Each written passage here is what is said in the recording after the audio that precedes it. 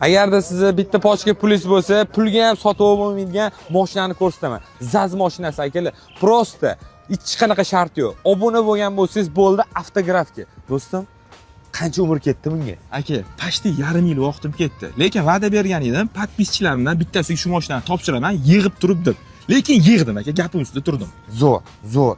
Qarang, yutib olish uchun nima qilish kerak buni? Hech qanaqa sharti yo'q. Prosta podpischilarning ichidan aniqlaymiz, 5 ta ishtirokchini aniqlab olib, bittasiga shu mashinani topshiramiz.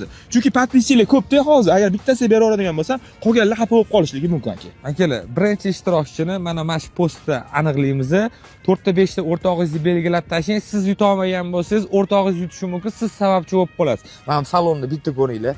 Mana qaranglar.